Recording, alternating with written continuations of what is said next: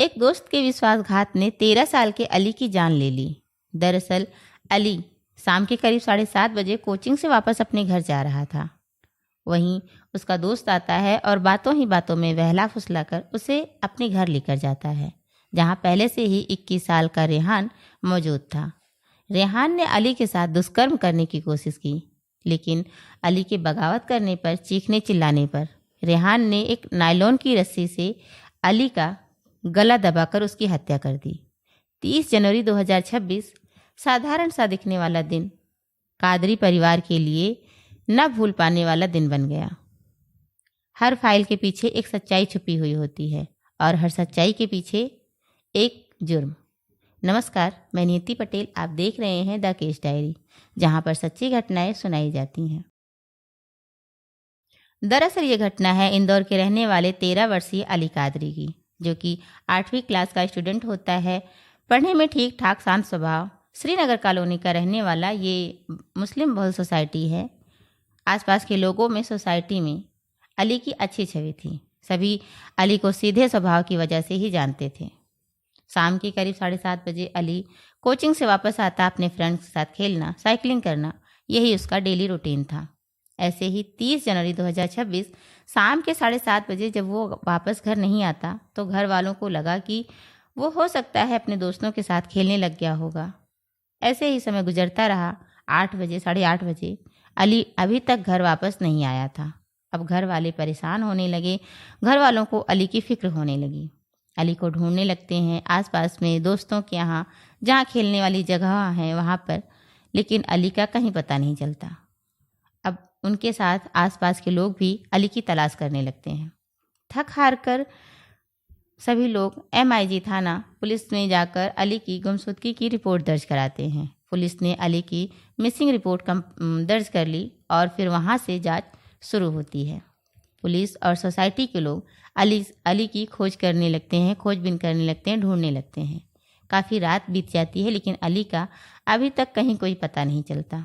इसी बीच देर रात किसी स्थानीय निवासी ने डायल 112 पर कॉल कर बचाव बचाव आवाज़ आने की सूचना दी। कॉल लोकेशन श्रीदेवी अपार्टमेंट की आ रही थी। पुलिस रात में ही मौके पर पहुंच भी गई, लेकिन जब लोगों से पूछा गया तो लोगों ने यह साफ कह दिया कि मुझे तो ऐसी कोई आवाज़ आई ही नहीं। जब 2-4 लोगों ने ऐसा जवाब दे दिया, साफ इनकार कर दिया, तो पुलिस वहां से वापस लौट आती है। बिना टेरिस पे गए आधी दूर से ही वापस चली आती है। वापस आने के बाद CCTV फुटेज चेक किया जाता है, लेकिन फुटेज में भी कोई खास पुख्ता सबूत सामने नहीं आता। हालांकि अली फुटेज में साइकिल चलाता हुआ दिखा था, लेकिन उसमें ऐसा कोई क्राइम सीन नज़र नहीं आता। अभी तक काफ़ी रात बीत चुकी थी। पुलिस वापस लौट जाती है।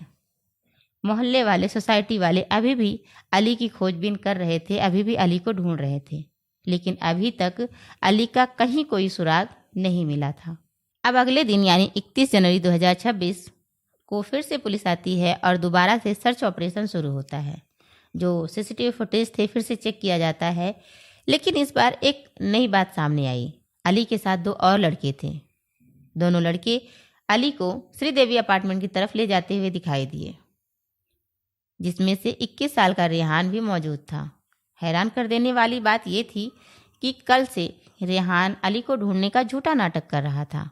वो ऐसे दिखा रहा था जैसे वो पुलिस की मदद कर रहा हो, लेकिन असल में वो पुलिस को गुमराह कर रहा था।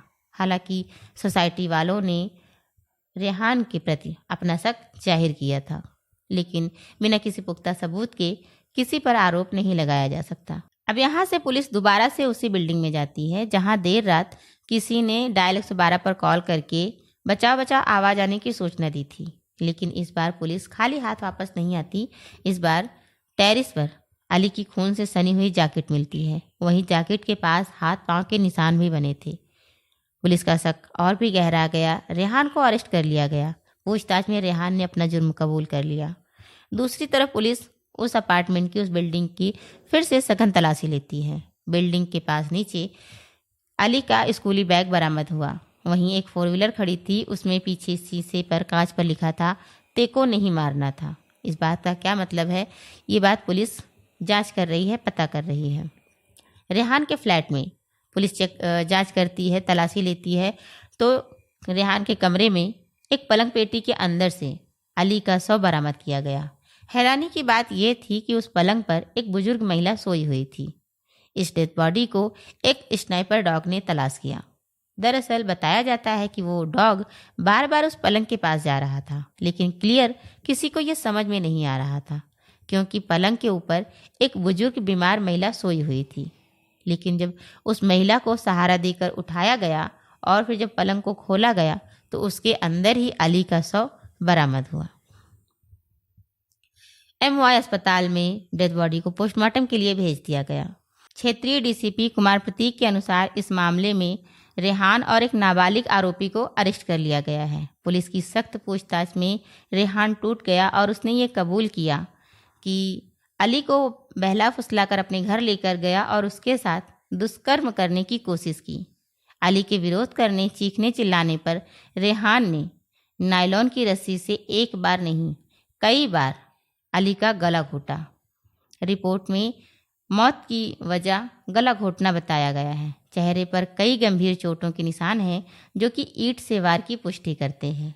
हत्या के बाद खून से सने कपड़ों को वॉशिंग मशीन में डाल दिया। शुरुआती रिपोर्ट में पर्सनल डिस्प्यूट की बात सामने आई है, लेकिन फाइनल मोटिव कोर्ट ट्रायल में क्लियर होगा। ये क्राइम अचानक है या प्लानिट, ये सवाल अभी जांच का हिस्सा है। अली की मां का कहना है कि वो तो बस पढ़ने गया था, उसकी किसी से दुश्मनी नहीं थी। 13 साल की ये उम्र खेलने, सीखने और सपने देखने की होती है, लेकिन एक गलत संगत, एक गलत फैसला और एक परिवार पूरी तरह से टूट गया। छोटी पर्सनल डिस्प्यूट भी अगर कंट्रोल में ना हो तो वो ट्रेजेडी बन सकता है। ये घटना हमें सिखाती है कि हर बच्चा प्रोटेक्ट डिजर्व करता है। जस्टिस प्रोसेस अभी चल रहा है, लेकिन एक माँ का खाली घर कभी भी भर नहीं पाएगा। सतर्क रहें, सावधान रहें। जय हिंद, जय भारत।